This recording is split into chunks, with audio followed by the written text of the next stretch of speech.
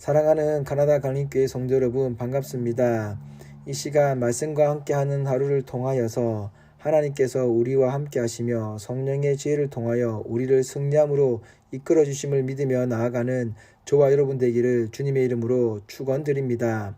오늘은 열왕기상 8장에서 9장까지의 말씀을 함께 나눠보도록 하겠습니다.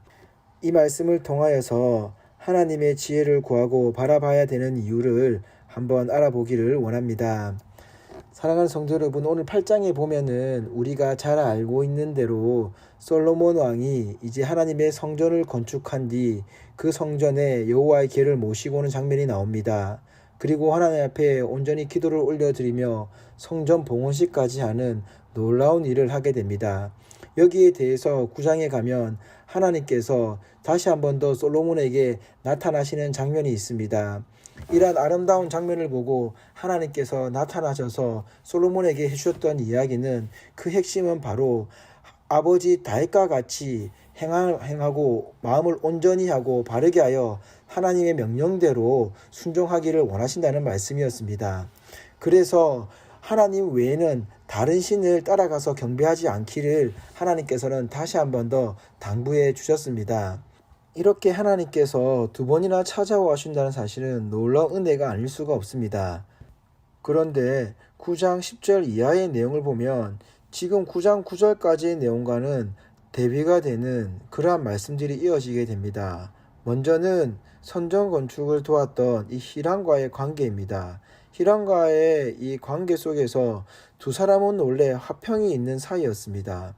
그런데 지금 이 히람 왕에게 주었던 그 대가, 갈릴리 땅의 20개의 성읍이 히람 왕이 볼 때는 부족하다라고 생각하게 되었습니다. 그래서 그 지명을 가불이라고 정하였습니다.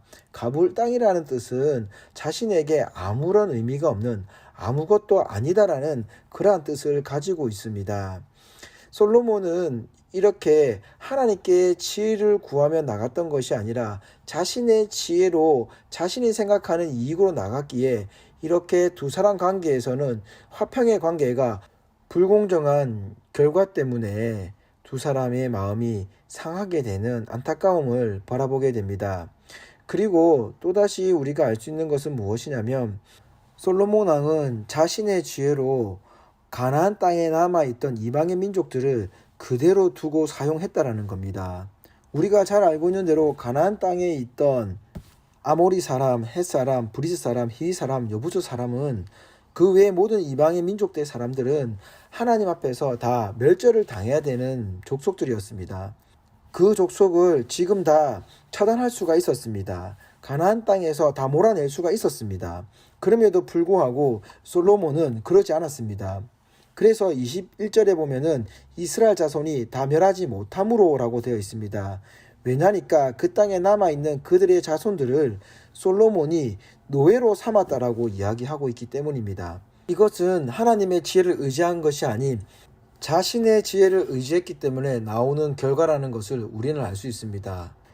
그리고 자신의 아내였던 바로 왕의 딸에게 궁을 선물로 주는 장면이 나옵니다. 하나님 외에 다른 신을 섬기면 경배하면 안 된다라는 것을 솔로몬 왕은 너무나 잘 알고 있었습니다. 그럼에도 하나님을 믿지 않는 이방 민족의 아내에게 이 궁을 선물했다라는 것은 그 아내가 이방 신을 섬기는 것에 대해서 호용을 했다라는 것을 우리는 알 수 있습니다.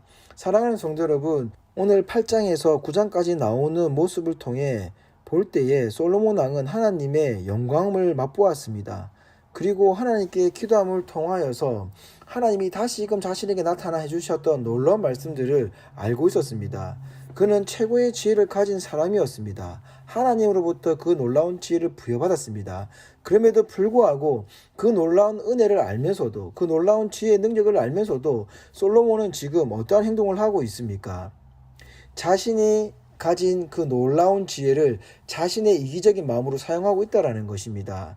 즉 오늘 솔로몬이 보여주고 있는 이 9장 10절 이하로 보여주고 있는 장면은 하나님 앞에 순종의 모습이 아니라 불순종의 모습을 보여주고 있습니다. 하나님 앞에서 최고의 지혜는 무엇일까요? 그것은 우리가 하나님의 말씀을 통하여서 순종을 하는 것이 최고의 지혜인 것입니다. 솔로몬 왕은 하나님을 기쁘시게 하는 순종의 방법을 너무나 잘 알고 있는 사람이었습니다. 그럼에도 불구하고 자신의 교만으로 인하여서 하나님의 지혜를 저버리고 자신의 지혜대로 행동하고 있음을 바라볼 수 있습니다. 그런데 더 놀라운 것은 솔로몬이 이렇게 자신의 지혜대로 살아가고 있으면서도 9장 25절에 보면 솔로몬이 여호와를 위하여 쌓은 제단 위에 해마다 3번씩 번제와 감사의 제물을 드리고 또 여호와 앞에 있는 제단에 분향하니라 라고 말씀을 하고 있습니다. 이것은 무엇이냐면 솔로몬 왕이 그럼에도 불구하고 하나님 앞에 계속 예배를 드리며 의지했다라는 것이죠. 그러나 사랑하는 성도 여러분, 반쪽짜리 의지는 필요가 없습니다. 반쪽짜리 예배는 필요가 없습니다. 반쪽짜리 섬김은 필요가 없습니다. 왜입니까? 하나님은 전적으로 자신을 섬기길 원했기 때문입니다. 우리에게 절반의 경배를 원치 않습니다. 우리에게 절반의 순종을 원치 않습니다. 우리에게 절반의 지혜만을 강구하기를 원치 않습니다. 하나님은 오직 전적인 순종을 원하고 계신다라는 것입니다. 전적인 경배를 원하신다는 겁니다. 전적으로 하나님께 모든 것을 아뢰기를 원하신다라는 것입니다. 사랑하는 성도 여러분, 오늘 말씀을 기억하면서 이 하루가 하나님께 전적으로 매달리는 하루가 되시기를 바랍니다. 하나님의 말씀을 통하여서 우리의 삶이 온전히 하나님께 맡겨지는 삶 되시기를 원합니다. 하나님께서 2번이나 찾아서 또다시 다윗의 이야기를 한 이유가 어디 있을까요? 다윗은 완벽하진 않았지만 하나님께 전적으로 매달렸을 때에 자신의 죄를 돌아볼 수 있었습니다. 그리고 회개할 수 있었습니다. 그런 다윗을 하나님은 인정해 주셨습니다. 솔로몬과 같은 지혜는 부족했습니다. 그럼에도 불구하고 다윗이 지금 또 우리들에게 가장 존경받는 이유가 무엇이냐? 바로 전적으로 하나님 앞에 순종하려는 모습 때문이었습니다. 예수님이 이 땅에서 우리들에게 보여주신 모습이 무엇이었습니까? 하나님께 전적으로 순종하는 모습이었습니다.